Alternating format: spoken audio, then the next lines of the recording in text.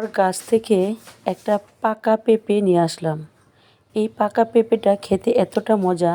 আজকে আমি যে পদ্ধতিতে পেঁপে মাখা তৈরি করব, এই পদ্ধতিটা ফলো করে আপনি যদি এরকমভাবে পেঁপে খান, অনেক টেস্ট হবে, অনেক মজা হবে।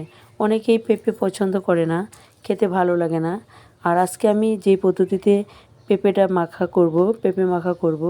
আর এই যে দেখেন, পেঁপেটা এত মিষ্টি, এত মজার পেঁপে, আর খুবই সুস্বাদু খেতে।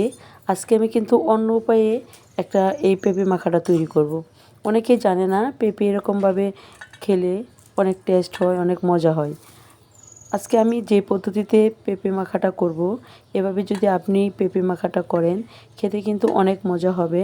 অবশ্যই মনে রাখবেন, এরকম রেসিপিতে আপনারও খুব ভালো লাগবে। আশা করছি পুরো ভিডিওটা দেখবেন। খুব বেশি সময় না, 3 মিনিটের একটা ভিডিও। প্রথমে পেঁপেটা খুব ভালো করে ছুলে নিচ্ছি। যেহেতু একদম লেতা লেতা পাকা না, মোটামুটি একটু শক্ত টাইপের পাকা, এরকম একটা পেঁপে নেবেন। পেঁপেটা ছোটো ছোটো করে কেটে নিচ্ছি।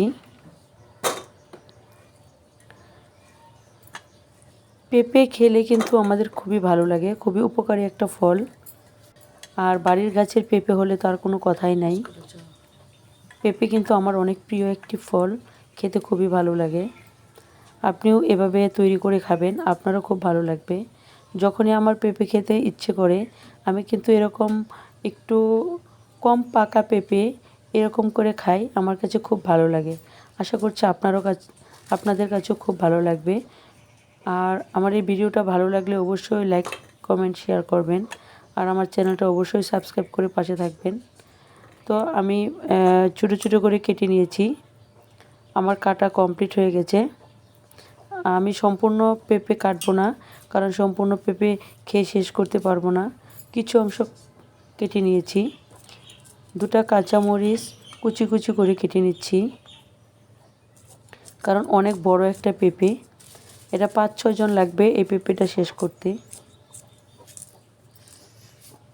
এবং খুবই মাংসাল পেঁপে, অনেকটাই পুর আছে পেঁপের মধ্যে।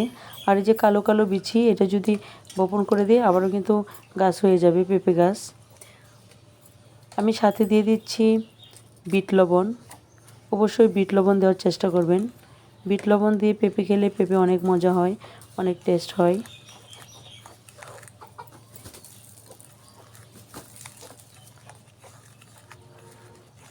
খুব ভালো করে একটু কষলিয়ে নিচ্ছি, আপনি ওইরকমভাবে কষলিয়ে নেবেন। এখন সব কিছু একসাথে ভালো করে মেখে নিচ্ছি। এভাবে পেঁপে মাখা এতটা মজা হয়, এতটা টেস্ট হয়, আপনি না খেলে কিন্তু বিশ্বাসই করতে পারবেন না। অবশ্যই এভাবে একবার হলেও এই পেঁপে মাখা খেয়ে ট্রাই করবেন। আর যদি আমার এই রেসিপিটা ভালো লেগে থাকে, অবশ্যই আমার চ্যানেলটা সাবস্ক্রাইব করে আমার পাশে থাকবেন। অনেক টেস্ট, অনেক সুস্বাদু, অনেক মজা পাচ্ছি খেয়ে। তো সবাইকে অনেক অনেক বেশি ধন্যবাদ আমার এই ভিডিওটা দেখার জন্য। আবারও দেখা হবে আপনাদের সামনে অন্য কোনো ভিডিও নিয়ে। সে পর্যন্ত ভালো